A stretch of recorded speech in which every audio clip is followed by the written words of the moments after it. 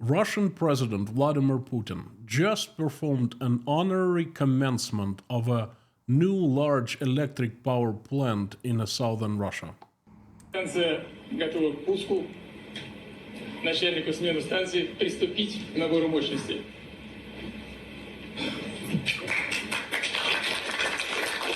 Свидетелями запуска ТЭС стала съемочная группа журналиста Первого канала. The propaganda immediately picked up the event and proclaimed that Russia has finally been able to manufacture one of the most sophisticated, technologically advanced product of today, a high-powered gas turbine. That Russia is finally back to the top technologically advanced countries. That technological isolation of Russia by the world is rendered useless now. That is one big fat lie. I want to tell you the real situation with electric turbines and give you yet another example of how Russian propaganda is projecting lies and trying to sell them as truth. And I'll show you how it has succeeded in many parts of the world, including yours. And I guarantee you, it's going to be interesting today. Howdy, everyone. My name is Konstantin, and this is Inside Russia, where usual Russia is explained by the unusual Russian who is having a hard time speaking right now due to Bell's palsy. You find here truth, common sense, and logic. You will not find here propaganda, BS, or lies. And you will find here some emotions because I am a human being after all. You know, a couple things before I start talking about the turbines and the propaganda. First, if you would like to hear a short personal update on my medical struggle, situation, and the update, progress, it's going to be at the end of the video. And second, please like this video now, in advance. I was making it for 4.5 days, as the medications are slowing me down a great deal. You know, before I would have done it in 8 hours, now 4.5 days. I have put a lot of efforts in this. Please hit the like button now. Let's go. A couple days ago, I received an interesting email from one of the regular viewers. Very simple email with a link to a YouTube video. Konstantin has heads up for you. Check it out when you have a chance. And I started watching the video, and boy, I was hooked right away. An older fellow in his 60s perhaps tells right away that Russia has achieved turbine independence from the world. Now, a topic about Russian turbines or transmission and distribution market immediately catches my attention because, you see, I come from that industry. I spent over 20 years deep inside Russia, Russian electric power market. I helped it evolve, over 20 years. I personally worked with companies like Alstom, Switzerland, Siemens, Germany, Ansaldo Energia, all Russian generation and transmission and distribution equipment plants. Siemens Russia, with a head office in Austria, was our strategic partner for some time. And I was the executive in charge of this strategical development. In 2019, before COVID, I did a due diligence of our company for Siemens. We had a plan of creating a joint venture with Siemens in Russia. And on top of that, our company was the chief designer of General Electric turbine plant in Rybinsk. We designed everything in that plant. We were the chief general designer. And the plant was built in 2014. So, I know a thing or two about big and small electric turbines in Russia. And this guy tells me right away in that video that Russia is doing great, producing high-powered, sophisticated gas turbines in 2024, with big plans to develop more. So now, first, let me talk about what's really going on in the turbine world in Russia, and then let's zero in on the guy and his YouTube channel. I believe he's a much more interesting person than he appears to be at first. You know, a short basic overview of the industry for you. First, there are two types of turbines used in heat power plants. Steam turbine is a turbine that uses water vapor as a working fluid. And gas turbine is a turbine that uses the energy of compressed and or heated gas to convert into mechanical work on the shaft. Steam turbines are an older technology, and gas turbines are generally more cutting edge these days. The most efficient electric power plants today are those that use gas turbines in so-called combined cycle. They are highly efficient, which allows them to generate low-cost power over extended periods, and they are configured to provide power to serve base and intermediate load. But you know what? I think I'm getting too technical here, so I'll try to make it very simple. Gas turbines are in demand globally. According to the market research company called Frost & Sullivan, in 2015, global gas turbine sales amounted to $15.2 billion US.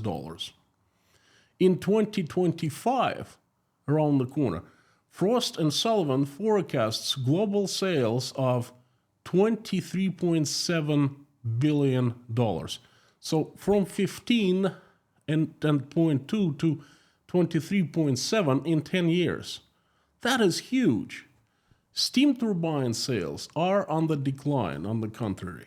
Again, according to Frost & Sullivan, in 2015, global steam, I'm sorry, I'm having a hard time speaking straight these days. Just bear with me, okay? It's a very complicated topic I'm trying to educate you on. So in 2015, global steam turbine sales were $13.7 billion. And in 2025, the company forecasts the sales of 13.4. They actually fell in 10 years. The only driver for steam turbines right now is China and India. You see, they're doing massive refittings and modernizations of old coal-fired power plants. Without India and China, steam turbine global sales would have fallen much lower. So the global trend is obvious. Steam turbines are out, gas turbines are in. Now, and I'm not talking about other sources of energy such as green alternative energy. I'm just talking about the turbines fired by that use either steam or gas as a working body. So let's talk about Russia. Okay, enough about global sales. First turbines in Russia were researched and produced in 1907.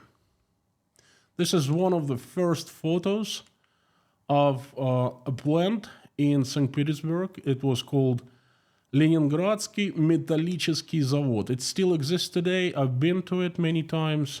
They still produce turbines, and I'll talk later about that. So these are engineers and workers, the very first people in Russia who worked on the turbines. And they were not too long behind the Europeans. They had started a few years before the Russians. So Russians were kind of on the cutting edge back then. For 70 years, the USSR was producing steam turbines. Steam turbines. Massive natural gas fields were discovered in the 60s, and massive gas extraction started in the 70s, right? So that was when they started researching gas turbines in the USSR in the 70s. Now, compare two completely different types of technology. Steam turbines, produced in hundreds since 1907 on one hand, and the new technology, gas turbines, production start mid 70s. The first technology was mature, the second, it was young. It was not a startup because still a lot of educational higher institutions, a lot of research in turbines had been done, but still, gas turbine was a new technology. It's basically not startup, but taking first steps. And 10 years later, the USSR fell apart. Immediately, Russian economy shrank tremendously, and demand for electric energy declined a great deal. Russian economy went poo, Russian industry went poo, Old heat power plants were working, the ones that were built in the USSR. And that was enough. Needless to say, research and development of Russian gas turbines was stopped. They just ran out of money. It took Russian economy to rebound about 15 years. The demand for electricity started growing in early 2000s. By that time, Russian power generation market was already divided by two companies, global leaders in turbines manufacturing, Siemens and General Electric. And General Electric later bought Alstom and Ansaldo Energia, as far as I remember. So Shanghai Electric, currently world's largest turbine manufacturer, but not the best, from Shanghai, China. It was knocking on the door in Russia, but the policy at the time was to keep the Chinese out, and that was a good policy. And Mitsubishi was trying to sell the Japanese-made turbines in Russia, but they were kind of apathic in Russia, and they had a very weak sales team, and it seemed like Russia was not their priority. I spoke to Mitsubishi quite a few times, and they never made impressions. They were just trying to sell us turbines because there was someone in Russia buying turbines. So they said, hey, it was a try, that type of thing. Well, still isn't their priority. The Germans and the Americans started selling magnificent technological marvels, the high-powered gas turbines, to the Russian market. I know, I have seen them. Those machines truly are magnificent technological marvels of today's world.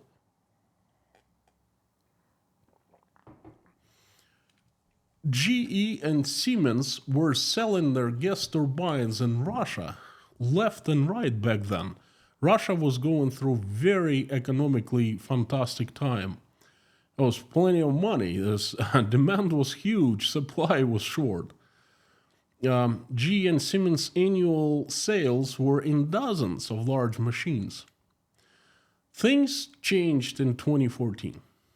Russian political stand changed dramatically.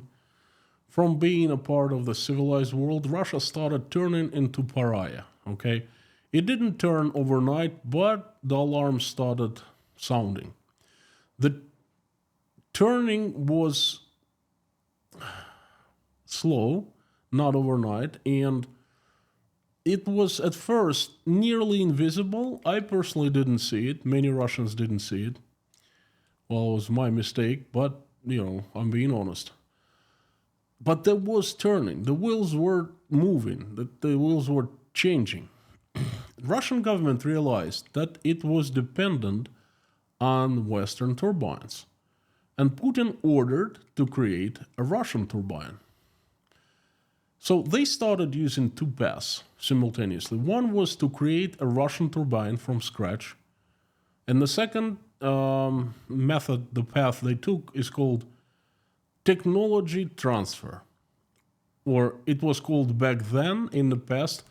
Now we know that it's just a masqueraded theft. That's what it is. A Russian oligarch, Mordashov, wanted to create a joint venture with Siemens. He owned a company, well, he still owns a company called Severstal, one of the world's largest producers of steel, and they need a lot of energy to create steel. So he wanted to create his own turbines, to make a joint venture with Siemens, to produce the turbines 100% in Russia, but moving everything, including engineering to Russia, using German know-how in engineering and manufacturing everything in Russia. It didn't work out, and thank goodness for that. I think we all know now that. So the second path was to build from scratch, okay? So two paths. Technology transfer, joint venture with a world's leader, and the second path is to build from scratch. Now, do you realize what kind of resources you need to research, engineer, and produce a high-powered turbine that works, doesn't break, and is on par, competes characteristically with the best machines from Siemens, Ansaldo, Mitsubishi, GE? You can't just hire people off the street. It's not McDonald's, You need an educational system to create generations of engineer, multiple generations. You need high schools with very strong physics and mathematics and chemistry. And then you need specialized higher institutions, universities. And you need to create engineers, generations, and so forth. You got to start small, build your way up. That's what the entire world has been doing for what? Siemens has been doing it for over 100 years. Same thing for the Americans, GE. Okay? So you need lots of people, from students to old seasoned experts. You need state subsidies. You need free market and competition, because that's the only way how you can, make good turbines in free market competing with others. That's all government's job. Any government, but Russian. But to be fair, Russia had some turbine engineers in a couple universities, okay, specialized universities, because it still had inheritance of the USSR.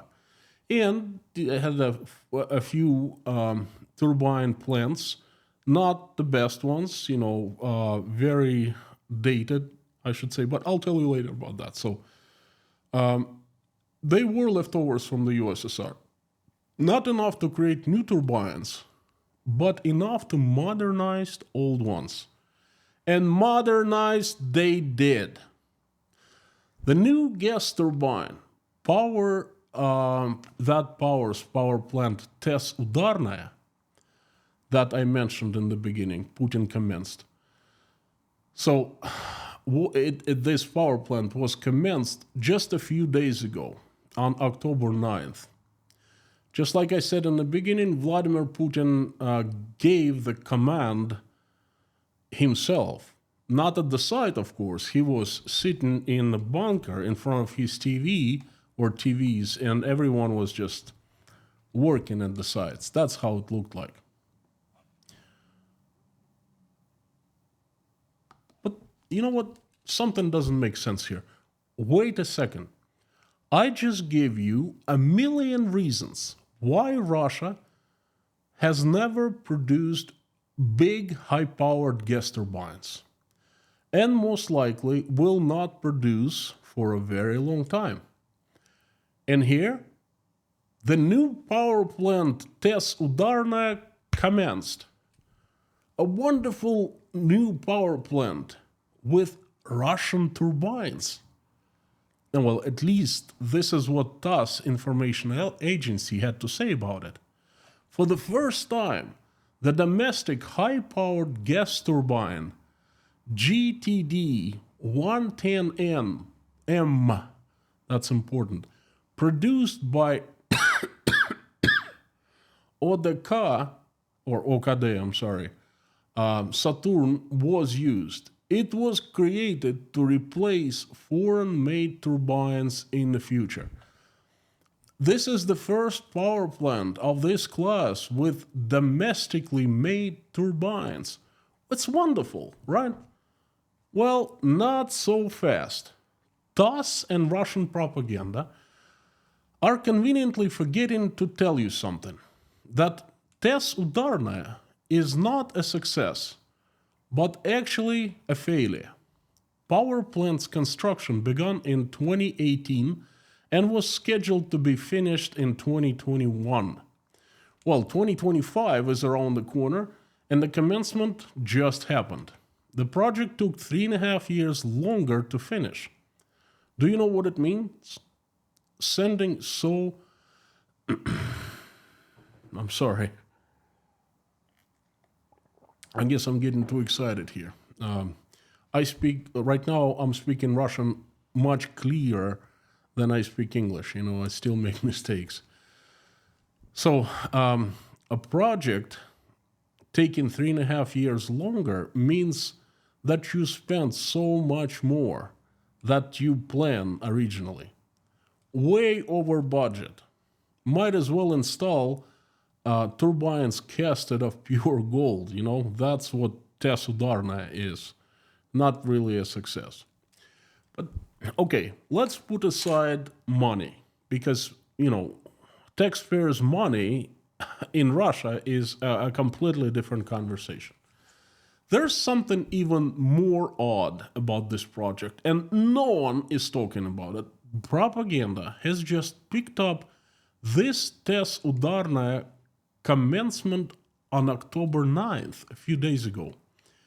And it's made it such a huge deal. But on October 9th, stage 3 of this power plant was commenced. Power unit number 3. The turbine and generator number 3. Do you understand? Number 3. Power units number 1 and 2 were commenced earlier this year, on March 1st and April 1st accordingly. And those events that, in theory, should have made large informational splashes in Russia went unnoticed. The propaganda didn't say anything, as if TESS Udarnaya didn't exist, was not commenced.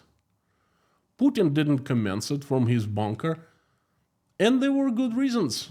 First, Russian-made gas turbines. You know, hey, something to be proud of, right? Yet there was silence. And only now, in mid-October, the commencement was nationally televised with big fanfare. But again, no one is in Russia said that anything about this is power unit number 3, third stage. Why is that so? Because first 2 high-powered gas turbines were actually not produced in Russia. They were produced in Iran by a company called Mapna. As it turns out, Mapna, you know, this wonderful Iranian company, is a pioneer in technology. And it has all kinds of advanced products and all of that, you know. And no, Iranians did not research these turbines, as it turns out. Who did? Our old friend Siemens did.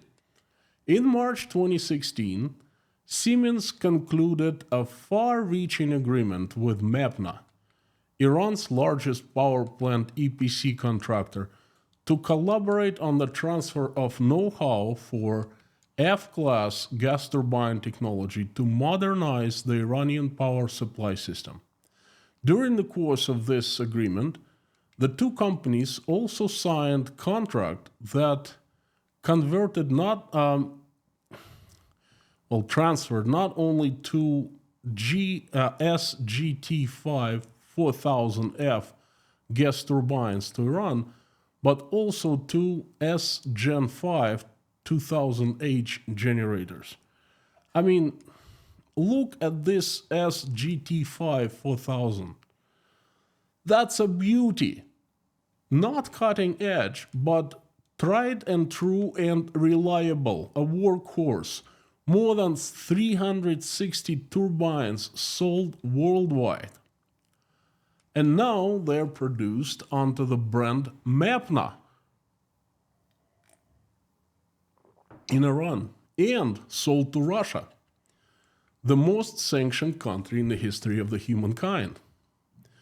Turns out that this Udarnaya, the power plant that was intended to be a showcase for Russian high-powered gas turbines, is not that Russian.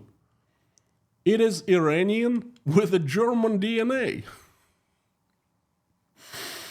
Okay.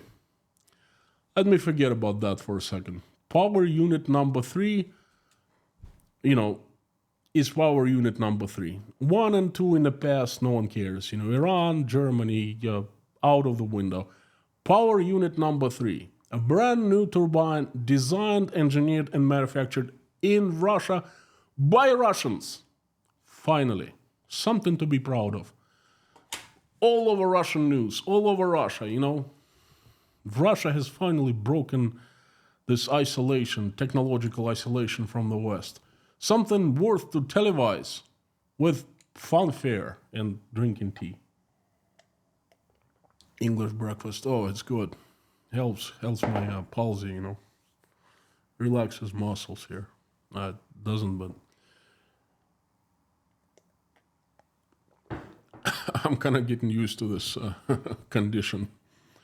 So, finally, Russian turbine, big Russian turbine. Now, why don't we be a little investigative and take a closer look at this brand spanking new Russian-made high-powered gas turbine? I don't know. I've looked all over internet. Besides me, no one has mentioned anything about this turbine. Okay, it's called GTD 110M. GTD 110M. This is the new Russian marvel. It's supposed to be. Well, now, before knowing anything about this device, we already know everything about it. From its name. To be precise, from one letter at the end, M. Remember, I paid your attention to the fact that M is very important. If there's a letter M at the end of a name of Russian-made industrial device, it stands for modernized. Whew.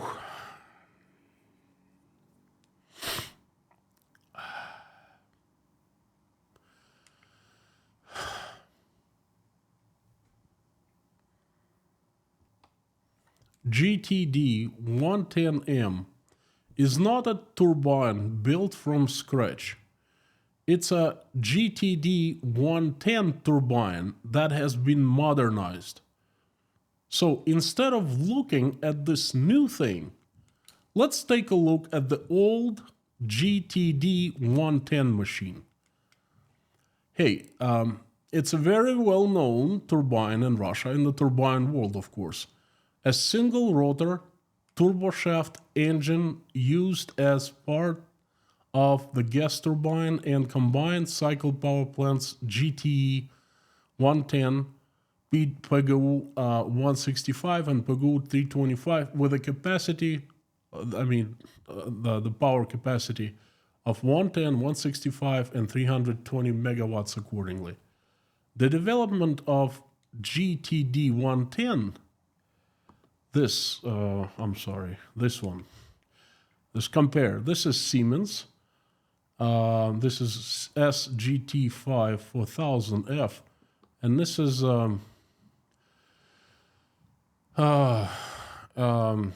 this GTD 110, the Russian, well, supposedly Russian turbine. So the development of this old turbine started in the early 90s. In 1991. However, The lack of experience in the design of turboshaft engines in a high-powered gas turbine class led to significant difficulties in the process of fine-tuning the turbine to serial product to make it possible to introduce it to the mass market. Nevertheless, it was fine-tuned and brought to mass production and was confidently produced until mid-2000s. Now, I know that there's someone out there who will be trying to catch me in this discrepancy right now, because a few minutes earlier I said that there was no high-powered turbine research, engineering, and manufacture in Russia in the 90s. And now I'm telling you that this turbine GTD 110 was actually researched, developed, and produced. And you know what? I was absolutely right. In Russia, there was no research or manufacture. But it turns out that GTD 110 was a turbine researched, engineered, and mass produced by a company, a manufacturing plant called Zarya Project. That turbine rotor engine manufacturer located in Nikolaev, Ukraine. GTD 110 is a Ukrainian product, researched, engineered, and built in Ukraine. From 91 to 97, once the first turbine was produced in 97, and I believe this is it, right here, the Ukrainians transferred know-how to a Russian company called NPO Saturn. Saturn is a famous producer of Soviet plane engines. In 2001, Saturn produced GTD 110 at its Rybinsk plant jointly with the Ukrainian Zorya Project. GTD 110 couldn't compete with GE, Alstom, and Siemens, so just a very few machines were produced, 10 or 11. I don't know the exact numbers. Well, this is one of them. See, this GTD 110 was actually already produced in Russia, and this is the turbine number 4, as you can see from markings. And also, it says Saturn. It's branded Saturn, okay? And this is its real story. So, GTD 110M is the modernized version of the Ukrainian GTD 110. The modernization, not building from scratch. So this modernization started in 2012 by a company called Rostech Corporation, Rostech in Russian, that basically owns 80% of Russian military-industrial complex. This is a well-known company. I made a stream about that not too long ago. The very same Saturn, along with a company it had merged earlier, ODK, started modernizing the Ukrainian turbine. The Ukrainian turbine. In 2017, they started testing the first assembled experimental unit, and it blew up. They built the first unit in 2019 and installed it as a working prototype. And they were testing it for, almost 5 years. Until 12 days ago, when Putin commenced test Udarnaya, unit number 3 with GTD 110M, so-called first Russian-made high-powered gas turbine. There are also rumors that Saturn ODK failed to own-produce the most technologically complex components part, the combustion chamber and the blades, and that it somehow acquired them from Siemens. Those are rumors. Please do not quote me on them. I have found very little information about that. It almost seems like it's classified because no one has any information. I even tried calling my friends on different plants. No one knows anything about it. But you know what they say about rumors. If there's a smoke, there gotta be fire. So to sum up, you just can't call GTD-110M Russian-made turbine. That is the Ukrainian turbine modernized in Russia. And that's the right explanation. That's the right name for it. And the last thing about turbines in Russia, I called my friend and former colleague who still works in Russia procuring main equipment for power plants. And this is what is happening in Russia as of October 21st, 2024, according to him. There are 4 operational turbine manufacturers plants right now. They are well known. They are silovые машины, the power machines. The traditional manufacturer of high-powered steam turbine technology, steam turbines. They are trying to engineer. This is the specific plant for these turbines is Leningradский металлический завод. That is the picture that I showed you for some time. That's them. This is the beginning, the roots, and this is who they have become. Okay, they are big, powerful, resourceful, and they build good steam turbines. They have been building them for a long time. Traditional steam turbines. And they're trying to engineer and build big gas turbines also. This. But their jewel is steam turbines, They are ready to contract a delivery, actually, for the future for high-powered gas turbines. It exists on paper, in blueprints. But in Russia right now, no one wants to buy their experimental turbine. No one trusts them. Potential customers are very concerned with the quality. Hey, that's experimental unit. No one wants to be a guinea pig for that. As far as I know, the metallurgical company Severstal, remember the oligarch Mordashov, is willing to accept the turbine, but for free, to test how it works. But the power machines is not willing to manufacture this machine for free. So nothing is coming out of the power machines at this point. The plant in focus again is the Leningradский металлический завод, one of the world's oldest plants.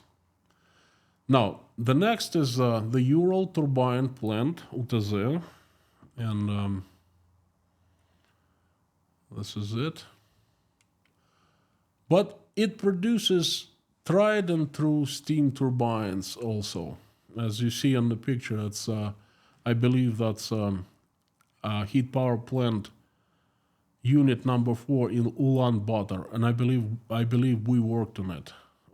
So I know that unit myself personally, if I'm not mistaken, of course. So the next power plant is Kaluga turbine plant, Kaluzhский турбинный завод, and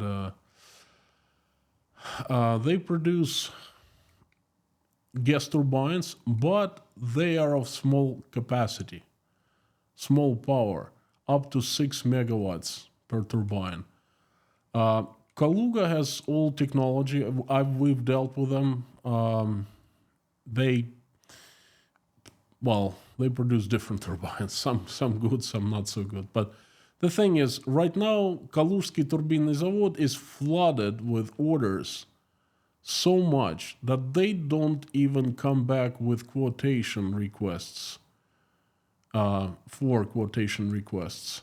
Usually this is how it works. If you develop a project and you need a turbine, you make a request for quotation to a turbine manufacturer, that's called technical assignment. They look at all the parameters and they make you a commercial offer. okay, and that's how it used to work, but not anymore. Kalursky turbine plant, they don't even answer the requests. They have so many orders, and guess who they're working for? That's right, the military industrial complex. They have enough orders.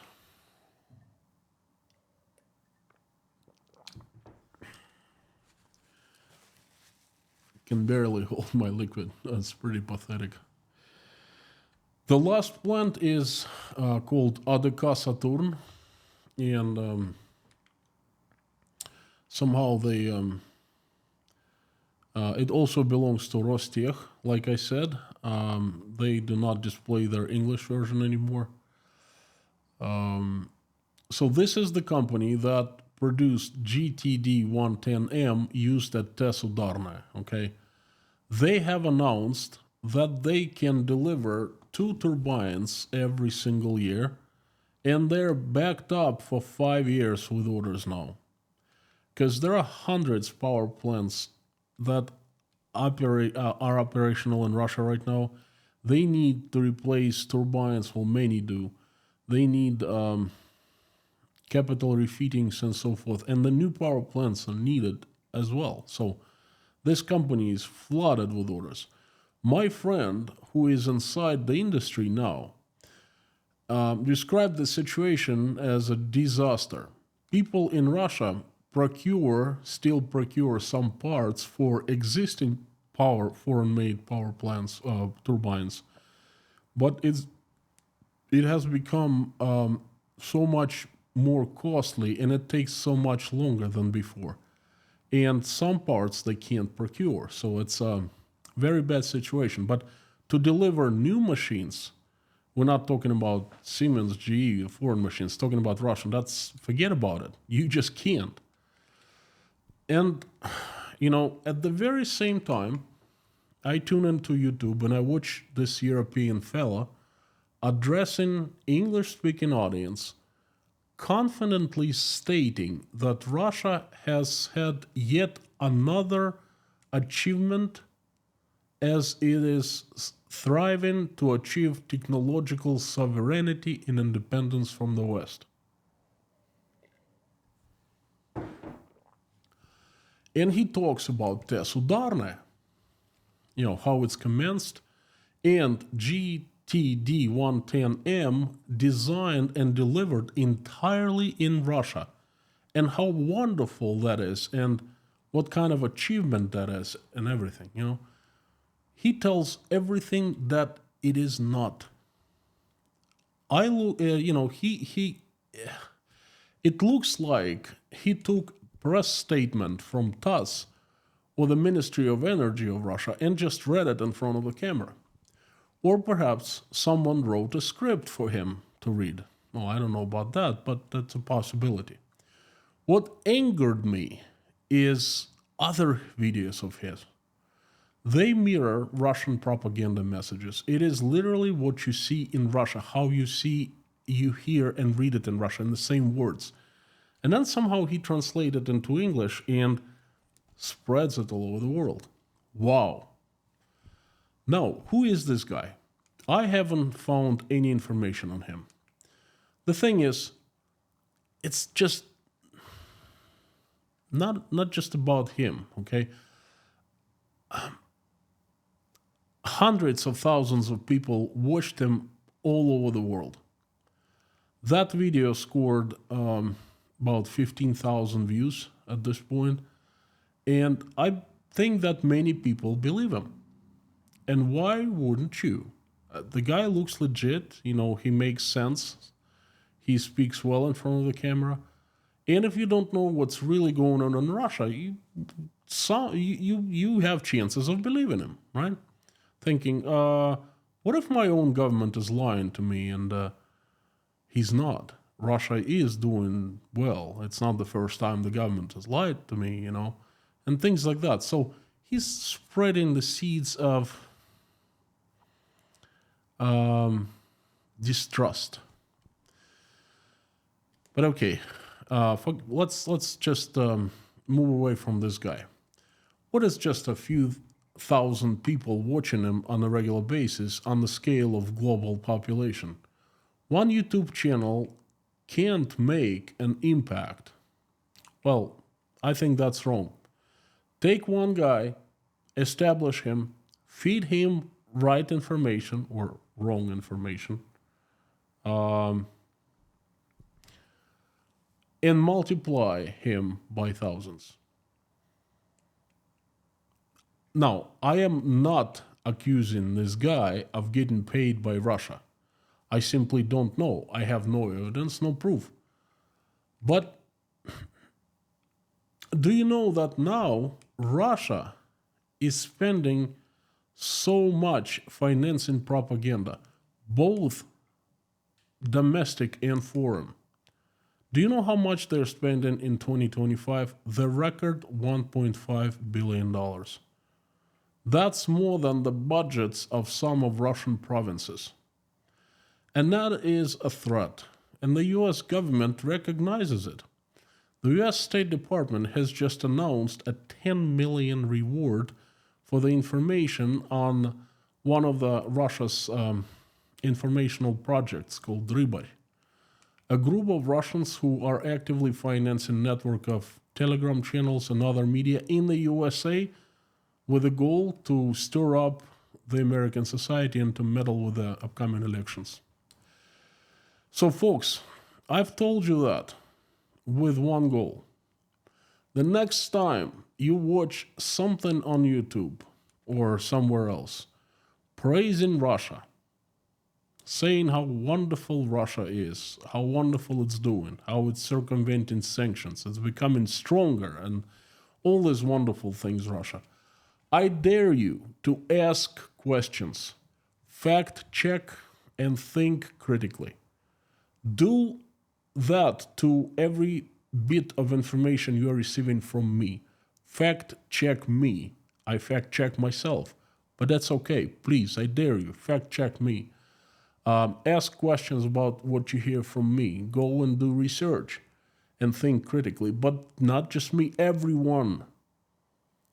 Do it to everyone. Use your wisdom. Do not fall for propaganda.